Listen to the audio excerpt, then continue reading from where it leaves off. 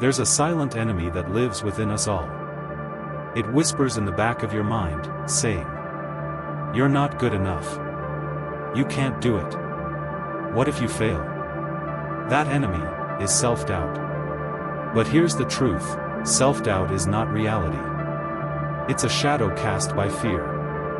And if you learn how to face it, you'll realize it was never as powerful as it seemed. In this video, we'll learn how to eliminate self-doubt and negative thoughts, and develop true, unshakable confidence, the Stoic way. We'll draw wisdom from Aristotle, Marcus Aurelius, Epictetus, and Seneca, and uncover how the ancient minds built inner strength that modern man has forgotten. Welcome to Aristotle, where philosophy meets mastery. Part 1, The Root of Self-Doubt. Aristotle once said, "Knowing yourself is the beginning of all wisdom." But most people don't know themselves, they only know their fears. When you base your identity on comparison, when you chase external validation, you lose touch with your inner logos, your reason, your essence. Self-doubt is born when your mind becomes a battlefield between who you are and who you think you should be. The Stoics believe that our suffering doesn't come from external things, but from our judgments about them. Epictetus said, "It's not what happens to you, but how you react to it that matters." Your doubt is simply your reaction to a thought, not truth. You tell yourself a story of inadequacy, and then live according to that story. But stories can be rewritten. Part 2, Rewriting the Inner Dialogue. Let's pause for a moment and look within. What's the first thing you say to yourself when you make a mistake? Do you criticize, or do you learn? The Stoics trained themselves to speak to their mind as a mentor, not a judge. Marcus Aurelius wrote in his Meditations, "The soul becomes dyed with the color of its thoughts." Meaning, the more you feed your mind with negativity, the more it becomes your identity. But the moment you begin to guide your thoughts with reason and virtue, your character transforms. Aristotle taught that excellence is not an act but a habit. So, how do you eliminate self-doubt? By making rational self-dialogue a habit. Every time your mind says, "I can't do this," answer with logic. Why not? What proof do I have? When your inner voice says, "I'm not enough," respond as a philosopher. Enough for what? Who decides that? Self-doubt dissolves under the light of reason. It thrives in the darkness of assumption. Part 3, Understanding Confidence, the Stoic Way. Narrator. Confidence, in Stoic philosophy, isn't arrogance. It's not loud. It's not boastful. True confidence is tranquil power, the unshakable calm that comes from knowing your mind cannot be enslaved by emotion. Seneca said, "No man is more unhappy than he who never faces adversity. For he is not permitted to prove himself." Confidence is not born in comfort, it is forged in challenge. Every obstacle is a chance to practice mastery over your emotions.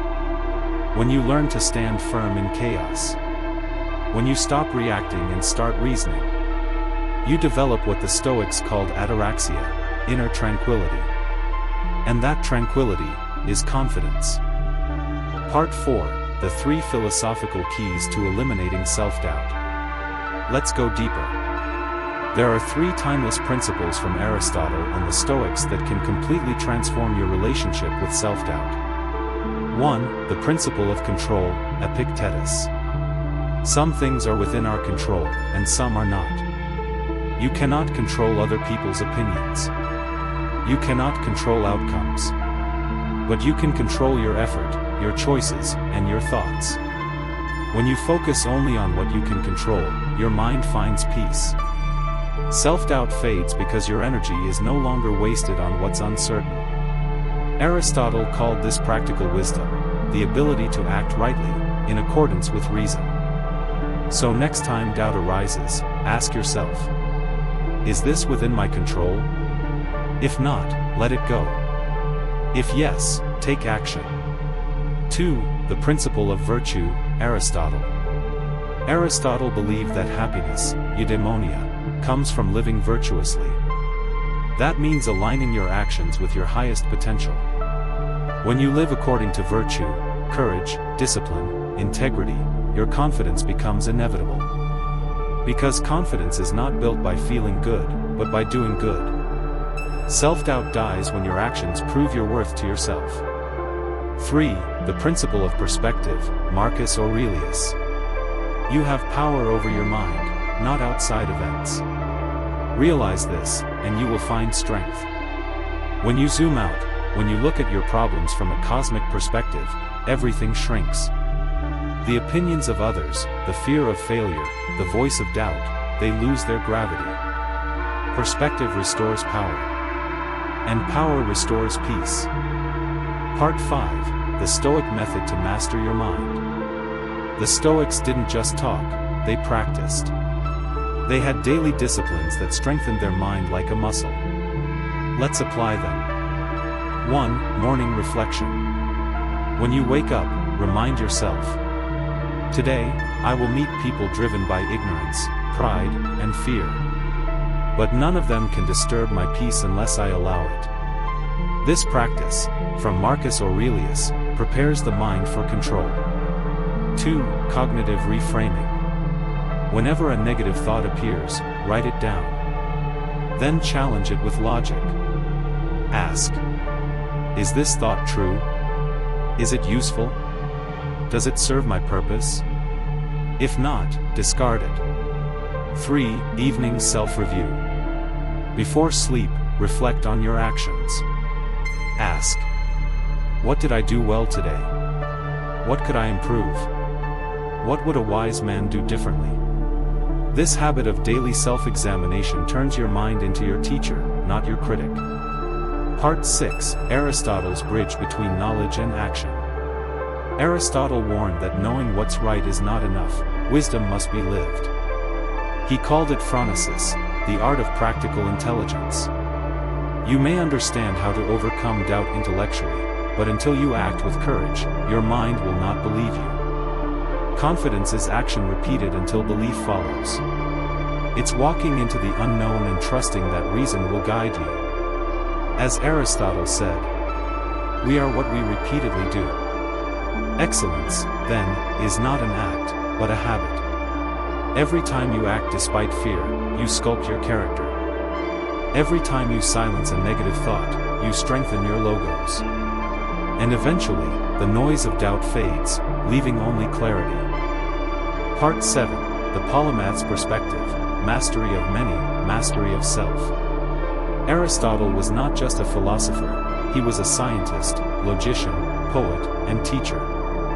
He understood that wisdom is not limited to one domain. In the same way, confidence is not built from one source, it's built from a harmony of all parts of you. Study your mind like a philosopher. Train your body like an athlete. Discipline your emotions like a warrior. Expand your curiosity like a scientist. A polymath doesn't eliminate doubt by ignoring it, he eliminates it through understanding.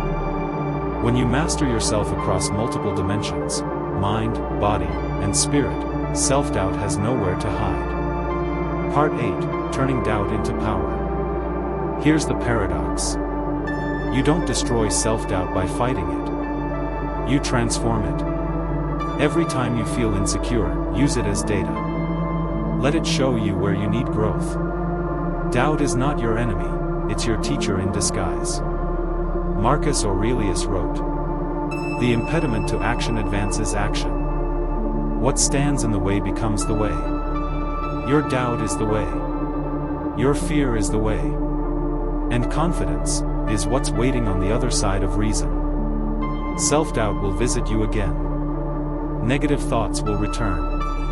But now, you have philosophy as your armor. When the voice of fear whispers, answer with logic. When uncertainty rises, respond with virtue. When chaos surrounds you, remember. You have power over your mind, not outside events. That's the Stoic way. That's the Aristotelian way. And that's the path to true confidence.